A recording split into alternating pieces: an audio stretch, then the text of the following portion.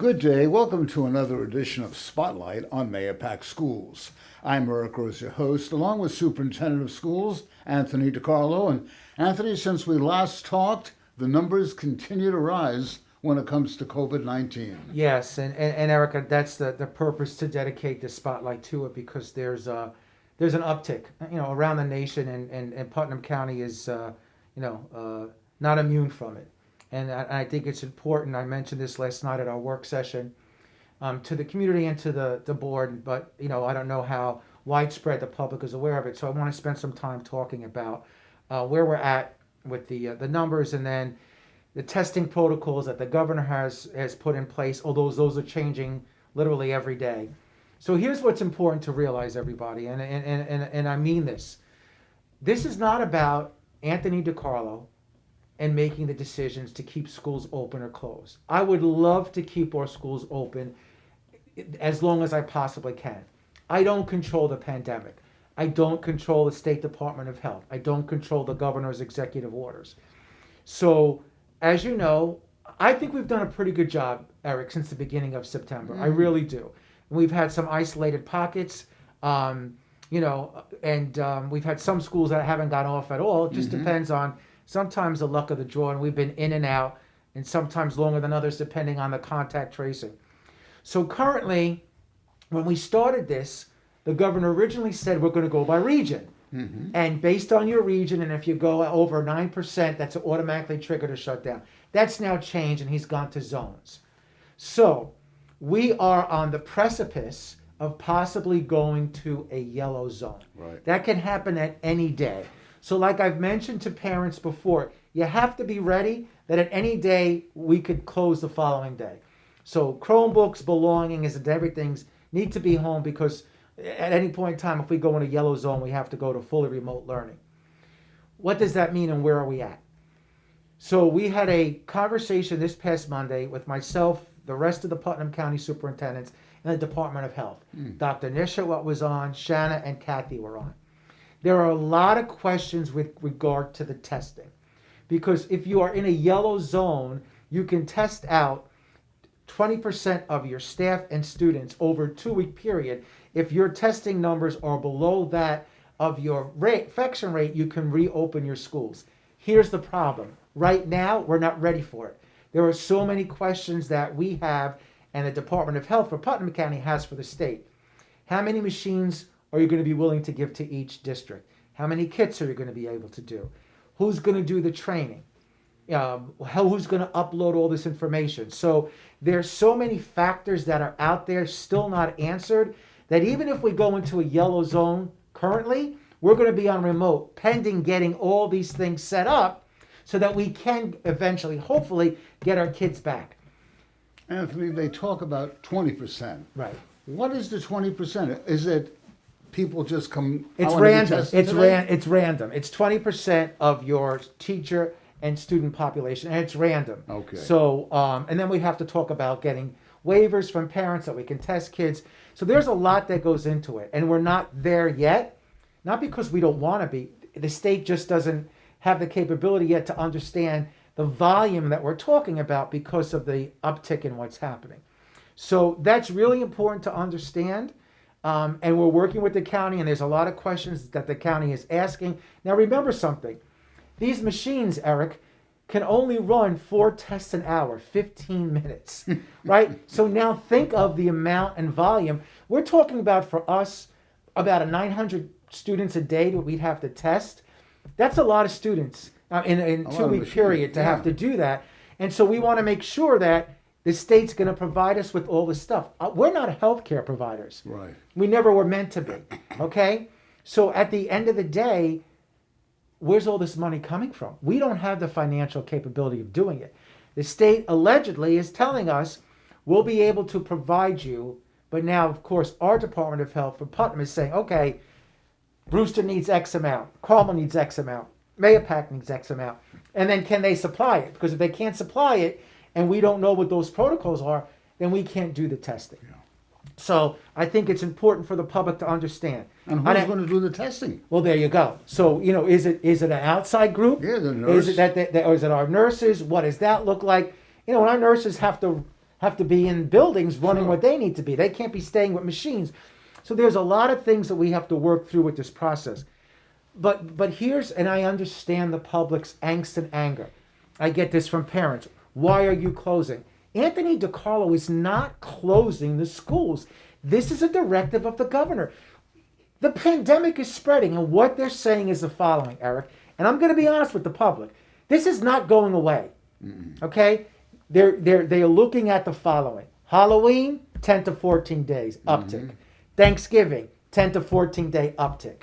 Christmas, 10 to 14 day uptick. The experts, again, and I'm not the Department of Health, but what the Department of Health are saying, you're really not going to see a leveling off until January. Now, that's not to say that things can change, but that may be the reality. So, and then if you go from yellow to orange, then you're completely shut down. Yeah. So, I want the parents to understand that's the parameters that we're working with. And I know they know it. You've seen the executive orders come out about Thanksgiving. You can only have 10 people. It is blowing up around us. And so therefore, we have to follow those guidelines. And if parents, you're not happy, I've said this back since the spring. That's right. You have to start to advocate. You have to start to call the governor's office. You can, we talked about they want to do rallies, come and do rallies here at Mayapack and on Route 6. What is that proving? It's not about Anthony DiCarlo. Start doing and getting together and saying to the governor, this is not the right thing to do. Or your legislator, or your assemblyman. That's where it needs to go. I want to keep the buildings open. We have worked very, very hard. You see surrounding districts where high schools have been closed for 14 days and then open another 14 days. We're working hard. But Eric, we're maxed out. We are maxed out with staffing. In September, I talked about staffing and I got mocked about staffing. Well, what does he mean about staffing? What do you mean you can't staff the buildings? As more and more people have to quarantine, and as more and more teachers, because they're in districts where their school districts are shutting down, we're maxed out. So we are working very, very hard to keep our schools open. We want to, but I need to be able to explain to the public, this is the reality of what we're dealing with. Of course, it's a pandemic. We've never been through it before, but we are governed by the governor and his executive orders and the Department of Health. And those are the orders that we have to follow. Well, the news that's come out in the last day or two about the vaccine, 95% successful. Are you a little relieved when you hear news like that? I am relieved, but that's not going to help us out right now. Okay. Down the road, possibly. And it's only going to help us out, Eric, if people take it. Yeah. And they politicize that. You have the President of the United States with our state governor battling with one another. What purpose does that serve? It doesn't serve any purpose. Listen, Pfizer and Moderna are not going to come out and give false information about their testing reliability. Come on. Stop the politics, will you please? Right. If this can help people and this can get us back to what used to be our normal, then let's do it. I think, yes, Eric, I think hopefully you're going to see the spring where it will be opened up to, the public at large. I think early on it's going to go to your first responders, your healthcare providers, and then eventually it will repeat its way down. Now remember something. Right now, the trial was for 18-year-olds and above. Right. There's now got to be a next set of trials for younger kids and above. So it's not going to be like that. Yeah. I'm hoping that next school year, 21-22, will be back to somewhat of what we've known. But for this year, this is going to be the reality. And as you know, we're in the winter months. People are inside. So that's part of of where we're at. With that being said, speaking about inside, currently, winter sports, the ones that are high risk, which are basketball, hockey, wrestling, and competitive cheer, they're still on hold. We don't know when they're going to start or not. Our low risk sports, which are skiing, bowling, track and field, and I'm forgetting one other. We don't have fencing. Those can be starting, but probably towards the middle of December. And boys swimming, but we don't have that either. But so we're working with those parameters. I really want to congratulate our student athletes and our coaches. We were really, for the most part, able to be successful in getting a lot of our games in this fall season. Yeah.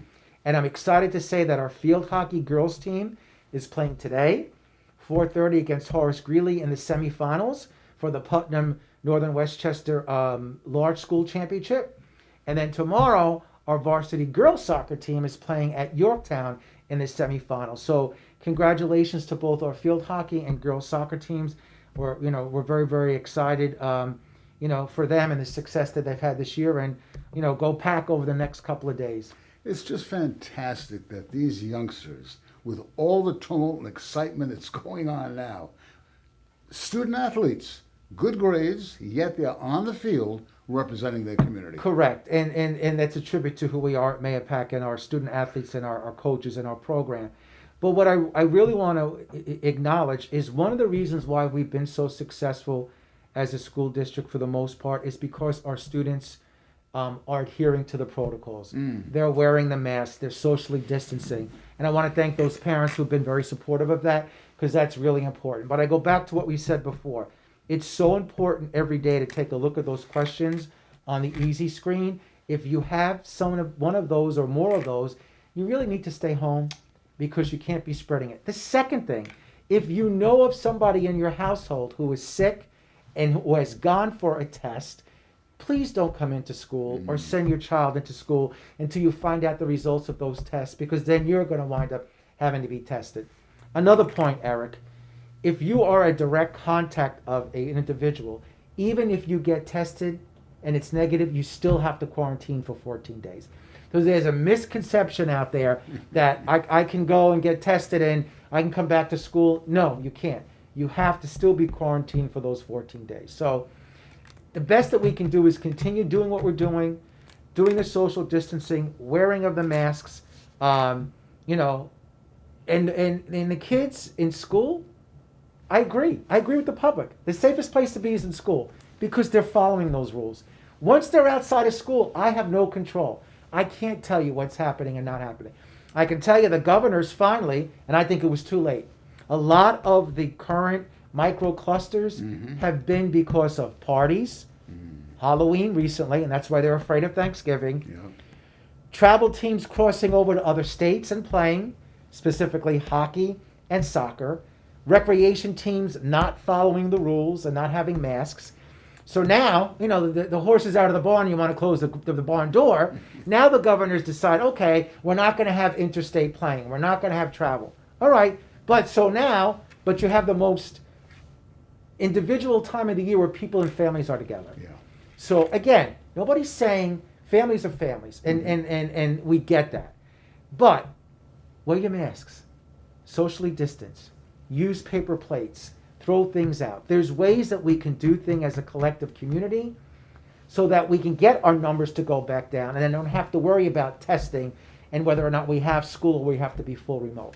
That's really part of the issue. You talk about masks, and we've talked about this for many months now here on the program. Started in the summertime, we're asking parents to start working with their children, the youngest children, the kindergartners and first graders, about the masks. I was in the elementary school the other day. It's amazing to watch these kids. It's second nature to them. Yeah. It's amazing how these kids adapt Well, there you to go. wearing the mask. Kids are resilient. Yeah. They want to be in school. They want to be with their teacher. They want to be able, not that they're doing the socializing they used to, but they want to have that interaction. That's the reasoning why. Schools are a safe place to be. Right. Right? And that's the most important part. We want to keep our schools open. But the numbers are going to dictate it, and the governor will make that determination if we go into a zone. And if we go into a zone, that's that circuit breaker to start off remotely, and then we see where we can possibly go with the testing once we get all the guidelines in place. And the zone's not set by Anthony DiCarlo. No. It's set by Andrew Cuomo. Correct. And it could change. I mean, look at Portchester. They started off in a yellow zone. Right. 3 days later, they were orange. Yeah. Right? And they haven't been back to school yet. Yeah. Because we're all trying to figure out what this testing means. We cannot financially. Eric, you're talking about, I don't know if some of you just can't go get tested, by the way. There's got to be a just cause. Your insurance company's not covering it. Somebody just told me last night, one insurance company wanted $400 for them to get tested. So if we can't test kids and send things out to a lab We don't have the financial capability to do that. You're talking about hundreds of thousands of dollars. We don't have that. So that's why the state, and we're fighting, and we're advocating, the Lower Hudson Coalition of Superintendents has written letters, and our Board of Education is going to be adopting one tomorrow night. Hey, state, we can't do this. You need to help us do it. Yes, we want to be open, but you need to give us the equipment, the test kits, show us how to do it, and give us the time to be able to do it, and then upload all this information to you to say that, okay, we're below that number so we can reopen our schools. You mentioned 900 children, 20%, Yeah. to be tested Yeah. every day. No, in a 2-week period. A 2-week period. 2-week period. Right, a 2-week period. Oh, still, that's But it's 10 still a days. lot. That's It's 90 kids a day. Yeah. That's a lot And the of machine children. only runs for an hour. Yeah. So you have to tell. That's why the Department of Health is saying, okay, based on MAYAPAC, Right. 4,000 students, another 650, 700 staff members, how many machines they need, and can you supply that? Because otherwise, if they can't, I can't do the testing, right? And then the kits, we need X amount of kits. Yeah. So these are the things that are still in motion. So when people hear, oh, the governor says you can open up and test, we're not there yet. The county's not there, and we're not there. And the county has to fill out paperwork for a limited service liability so that we can get the test. It's not operational as of yet. Andrew Cuomo, Peter Harcum, Kevin Byrne, these are the people you should contact and say, hey, we have to do something for the schools of Putnam County. No question. And then, of course, last but not least, next week is Thanksgiving. Yes. And I want to wish you, I want to wish Stas, but most importantly, I want to wish the community a blessed Thanksgiving season. Peace, hope, kindness. Please be safe, and God bless you and your families that are out there in our community. I can't thank you enough for your patience and understanding during these very difficult times. And Thanksgiving is giving thanks. I thank you, the public. So thank you, Eric. Thank you. His heart's in it, you can tell. You've been watching an edition of Spotlight on MAYAPAC Schools with Superintendent of Schools Anthony DiCarlo. I'm Eric Gross, wishing you and yours a happy and blessed Thanksgiving. We'll be back. Stay tuned. Be well. Bye-bye now. For more information, please visit our website, www.mayapac.k12.ny.us.